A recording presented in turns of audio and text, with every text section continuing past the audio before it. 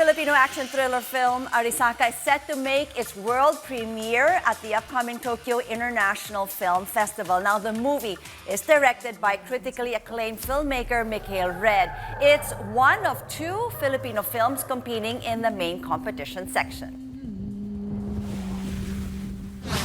Now, Direk Mikhail joins us right now, right here on New Day. Good morning to you, Direk, and congratulations to you for making it to the main competition of the Film Fest. Good morning, and thank you for having me. All right. Well, of course, the Tokyo Film Fest is, it has like four of Filipino films in there. Another one also includes Direk Brillante Mendoza's, of course, Payback, and we've had a lot of the others here as well on the show. Now, for you, Direk, I mean, being part of an international film festival is nothing new to you, especially for the Tokyo Film. I mean, you've had Birdshot and you've won that as well way back in 2016. Now, I mean, with your film, Arisaka, what does it mean for you? Well, for me, it's still a big honor. It's actually my first time in the main competition section. I've been to the Tokyo Film Festival before with my first two films. My first film was Recorder. It's a Cinemalayo film. We premiered in Tokyo 2013. And then Birdshot won in the Asian Futures section 2015. So the Asian Futures section is like the section for new filmmakers, usually your first three films. But now I'm in the main competition. So it's such an honor, to be in a section among masters and filmmakers who have a lot of experience, who have done many films, and it's exciting, and we're really proud that we're alongside other big filmmakers. I mean, what's even more exciting is that you're so young and to be competing with the best of the best out there. For Arisaka, I mean, what inspired you to come out with this film? And the title is quite interesting. Tell us more about that. Yeah, it's actually a film that we did last year, 2020, so in the middle of the pandemic. And the theme of Arisaka is survival. And, the cast, the crew, we went through that feeling. We had to survive that shoot. It was one of the first productions trying to grapple with like the new COVID restrictions. Of course, safety is always first, but through the help of 1017p, we were able to pull off this tough shoot.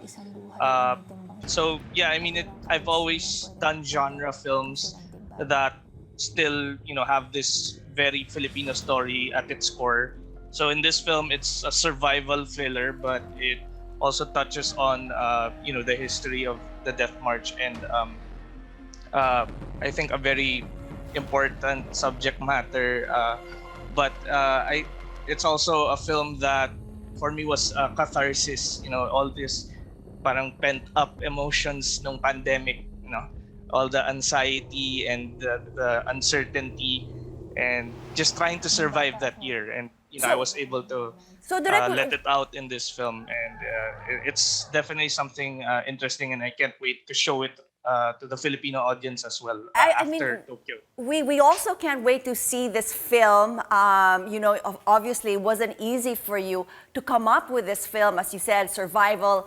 You had a lot of challenges that you had to go through. I mean, your first film actually amid the pandemic, but you had three typhoons. I understand three typhoons that you had to go through, COVID restrictions, and you still managed to finish on time. I mean, 17 days, I understand, in terms of you being able to finish the shoot. What did you realize, I mean, through all this, in the past where there's so many unnecessary hours or unnecessary scenes, and with that, when you were trapped, with certain restrictions, you were able to make it and still produce a quality film?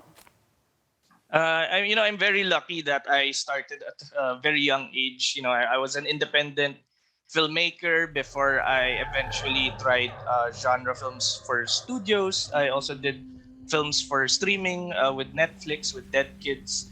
But all these, experiences of making short films with shoestring budgets, it really taught me how to be resourceful and efficient. So even with those parameters in a pandemic.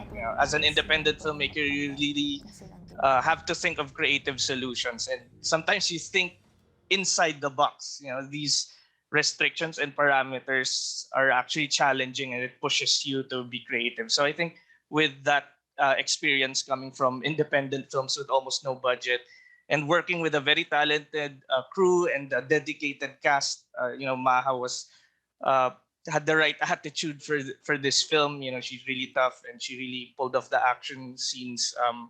Walang kaartehan. Everything just moved efficiently. We were very smooth, and thankfully, no one got sick. Our quarantine bubble was really tight, and yeah, we're proud to finally have our efforts uh, being rewarded with this Tokyo premiere, and eventually we have more good news coming maybe next month. Well, interestingly, you touched on Maha. I mean, I read somewhere how much she actually brought, life to your character. And we're so excited to see her in this film. Will we be able to see this film here in the Philippines, I mean, after the Tokyo Film Fest? What are the plans for that? Right now, I can't make an official announcement yet, but we already have plans, and we're working on distribution deals. But I guess audiences can expect it either later this year or early next year. But we already have plans for it. We're just waiting for the official announcement in the coming weeks. So, rest assured, I always make sure that my films reach a wide audience. I always make sure, even after a festival run, I make sure that the films reach the Filipino people, and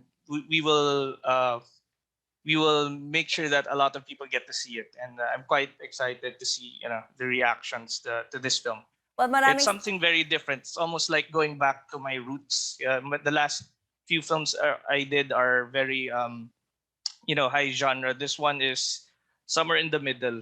Something closer to like Birdshot and Neo Manila. Well, I remember Birdshot. I mean, it was an amazing film, and you do have a wide following, and a lot of people actually look forward, I mean, to learning from you and watching your film. We wish you the best of luck, Direk. Thank you so much for joining us here on New Day. Thank you, Direk.